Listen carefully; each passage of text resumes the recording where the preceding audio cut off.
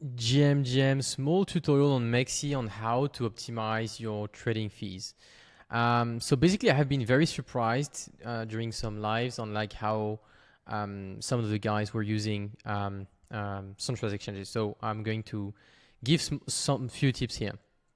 So if you don't have a Mexi account, honestly, pretty cool.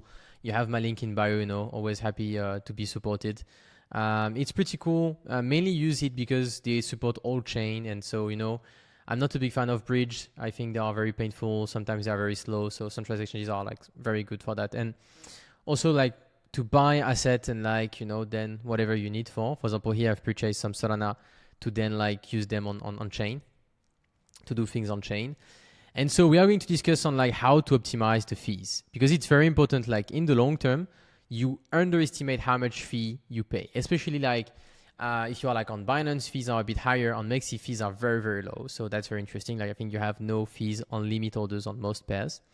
So for example, if we type Sol here, Solana, you see Sol USDC 0 fee.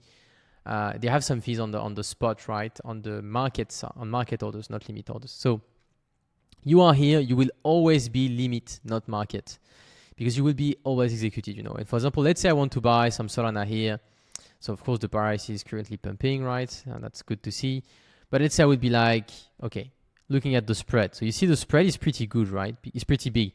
Because if I buy Sol, I just buy just below $133. If I sell it at 133.12. So some market makers here could make quite some money just doing some market making here on Mexi. I'm curious, like nobody is taking this arbitrage, but anyway, for example, me, I would be like, okay, let's say I'm in no rush. I would just put here and be like, okay, let's say I want to buy 10 Sol at like $130, and then I would just click buy, and I will basically let my orders be here. Most likely the price will pull back and I will be executed, and I will basically gains like 2.5%. But let's say you invest 100K plus a year, let's say you invest like X amount of like $100K a year, but you trade 400K in terms of volumes, so you trade 4 times the amount you have.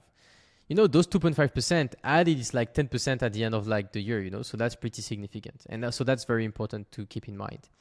And like you don't want to cross the spread because you have more fees. You are paying 0.2 Solana just crossing the spread here. So if I buy here, I buy at 133.2 and I'm selling at 1.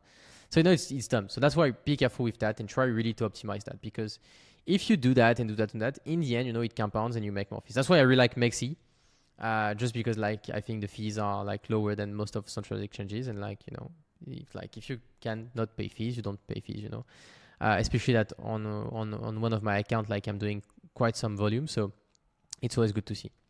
Another example is like Hami. So I don't know this coin, not a financial advice, right? And first time I saw this coin, Hami, sad hamster, pretty funny, right? But they have 100K volume a day, which is not a lot, but it could be lower. Like really could be lower.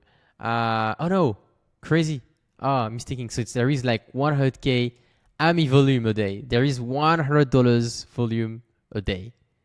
Why? I think they are well, crazy. Like I think they will be delisted pretty soon. So for example, here, I can make the price pump like 30%. Yeah, because it goes to like 10010 to 10013 with $100. Like, I don't want to do it live because I don't want to like impact the price and like impact the project negatively, right? But you see it, like how dumb it is. Like this coin like is basically dead. So when you see that, perhaps you don't want to buy this coin first. And secondly, perhaps you want to be like, okay, I will not buy like market. Because if you buy market here, like $300, I'm not sure they would let me do that, right? First, when I click buy, but I don't want to try. And then it's very bad, So first I would like, okay, I don't want to buy this coin. I will check if it's the good contract. I will check on coin market cap if there is something wrong or like another coin I should buy, blah, blah. But if it's a good one here, I will basically be like posting an order. Let's say I don't want to buy this coin, right? Not financial advice, oh my God, the condo is horrible. I would basically be like, okay, I buy, but really like at a big discount, like 0.0 and 0.9, like minus 50%. And I would be like, okay, I buy $50. But you see, you can't buy more of that, And I would just wait for a guy to sell like $100 and I would be executed, And I would buy 10% lower. So anyway, you know, it was just like, I think I will do a bunch of videos like this ones, like more advanced or more like technical, on how can you do those small things to make it compound long term. That's why I really like Mexi. Use the link in bio. I think I will do some live trading on Mexi too, because I had like a bunch of questions on it. And doing those small things will definitely compound because you save some money, right, on the fees, and also because you learn things and you start to look at things, you know, and like, you know, you get the data and you become more quant, etc., etc. So that was it. That was your quant. Hope you enjoyed it. And feel free if you have like any questions, you want me to do any tutorials, feel free, happy to do so. Cheers.